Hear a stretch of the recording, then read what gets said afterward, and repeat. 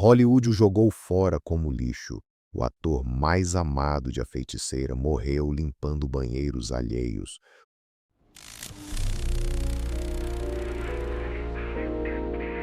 Você está no Arquivos Proibidos, os bastidores da fama, o canal que vai te contar o que as revistas nunca publicaram, o que os estúdios pagaram para esconder e o que os próprios atores levaram para o túmulo sem que ninguém soubesse. Aqui, a cortina abre de verdade. Você se lembra dele? Aquele sorriso, aquele jeito atrapalhado, honesto, completamente apaixonante. Toda semana ele entrava na sua sala, na sua casa, na sua vida. Você ria com ele, você torcia por ele.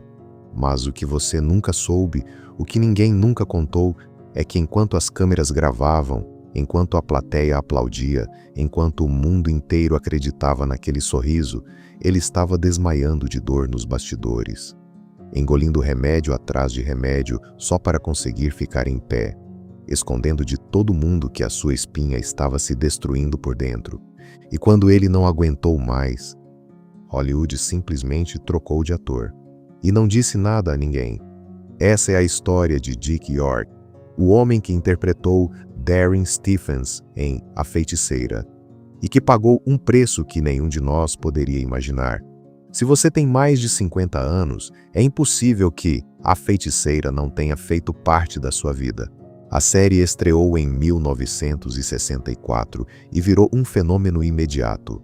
Samantha, a bruxinha encantadora interpretada pela incomparável Elizabeth Montgomery, que se casava com um homem comum e prometia não usar mais seus poderes mágicos. E Darren, o marido, confuso, honesto, apaixonado, que vivia sendo aprontado pela sogra e tentando manter a sanidade.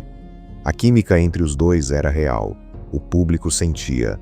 A série durou 8 anos, mais de 250 episódios, ganhou prêmios, entrou para a história da televisão americana e Dick York estava lá. Em cada cena, em cada gargalhada, em cada momento que você se lembra com carinho. Mas o que acontecia assim que as câmeras paravam de gravar? Tudo começou em 1959, 5 anos antes de A Feiticeira existir. Dick York estava no auge, jovem, talentoso, com uma carreira promissora. Estava gravando um filme chamado They Came to Cordura, um faroeste, ao lado de Gary Cooper, um dos maiores atores de Hollywood na época. Era a penúltima diária de filmagem. Uma cena simples. Um grupo de homens deveria erguer uma plataforma de trem enquanto as câmeras rodavam. O diretor gritou, "Corta!" Todo mundo soltou, todo mundo, menos Dick York. Num reflexo instintivo, ele segurou. E naquele exato momento, com o peso de todos os outros concentrado nos seus braços, algo se rompeu dentro dele. Os músculos do lado direito das suas costas se rasgaram. Os tendões simplesmente se partiram.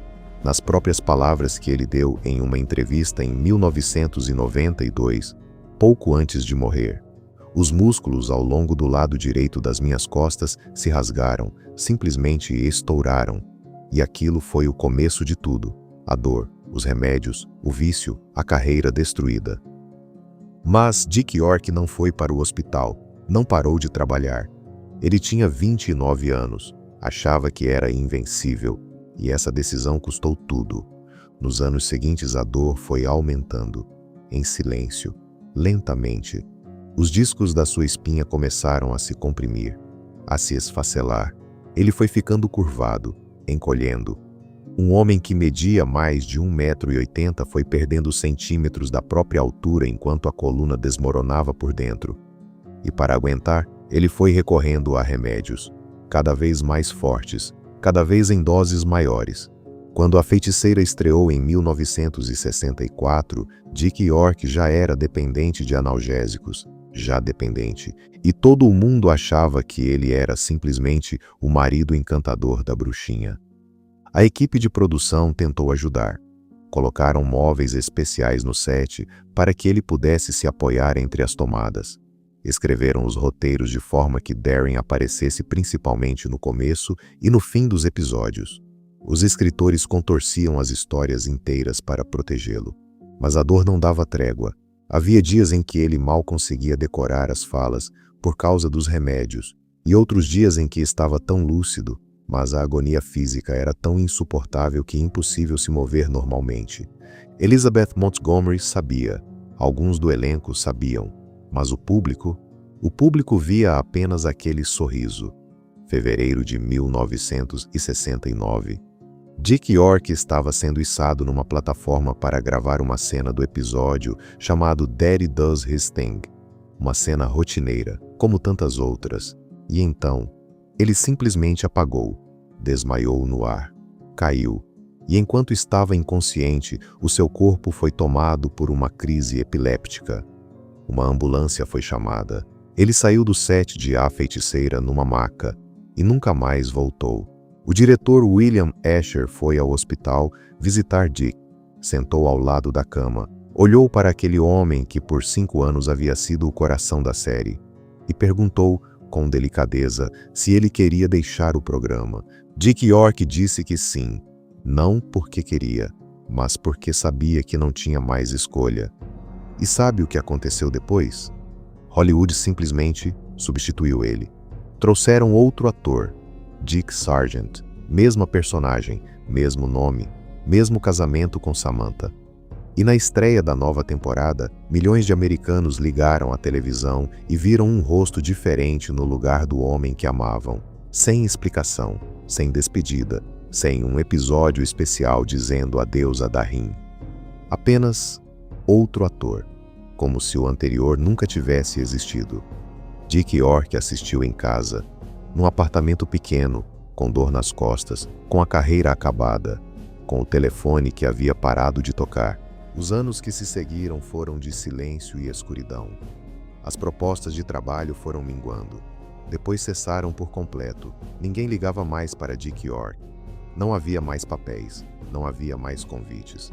E o dinheiro foi acabando. Um homem que havia sido o rosto de um dos maiores programas da história da televisão americana passou a limpar apartamentos para pagar as contas. Limpava banheiros, lavava chão, fazia o serviço que conseguia. Seu amigo e biógrafo Herbie J. Pilato, que o acompanhou nos últimos anos de vida, contou publicamente: Dick York estava financeira e fisicamente destruído. Não havia mais dinheiro. Não havia mais chamadas para trabalhar. Era doloroso de ver. Mas Dick York não se tornou um homem amargo. Aqui é onde a história fica ainda mais impressionante. Mesmo sem dinheiro, mesmo doente, mesmo esquecido por Hollywood, Dick York passou os últimos anos da sua vida fazendo algo completamente diferente.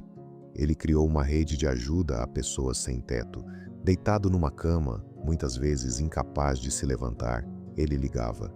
Ligava para igrejas, para doadores, para voluntários. Coordenava doações de alimentos. Ajudava famílias a encontrarem abrigo. Tudo pelo telefone. Da cama onde mal conseguia se mover. Porque, segundo as pessoas que o conheceram, Dick York dizia que havia vivido no fundo do poço. Havia conhecido a humilhação. Havia sentido o que era ser descartado e não queria que outros vivessem aquilo. Em 26 de fevereiro de 1992, Dick York morreu de enfisema pulmonar. Tinha 63 anos. E sabe o que é mais cruel? Morreu pobre, esquecido por Hollywood, sem um único centavo da fortuna que a feiticeira deveria ter lhe garantido. Durante anos, ele entrou na sua casa toda semana, fez você rir, fez você acreditar no amor, fez você se sentir bem num mundo complicado. E tudo que ele pediu em troca era que alguém do outro lado da câmera cuidasse dele. Isso nunca aconteceu, mas no final da vida, mesmo destruído, mesmo esquecido, ele escolheu cuidar dos outros. Descanse em paz, Dick York. Nós nunca esquecemos o seu sorriso. Se essa história te tocou, compartilhe com alguém que cresceu assistindo A Feiticeira. Eles merecem saber a verdade. Se essa história te partiu o coração, saiba que isso é só o começo. Hollywood tem um cemitério cheio de nomes como o de Dick York, gente que deu tudo, que foi usada até não ter mais nada, e depois foi descartada como se nunca tivesse existido. Essas histórias existem, mas quase ninguém as conta. No Arquivos Proibidos, os bastidores da fama, a gente conta. Se você quer saber a verdade por trás dos sorrisos que você amou, aperta o like agora, se inscreve no canal e ativa o sininho, porque a próxima história é ainda mais perturbadora do que essa, e você não vai querer perder.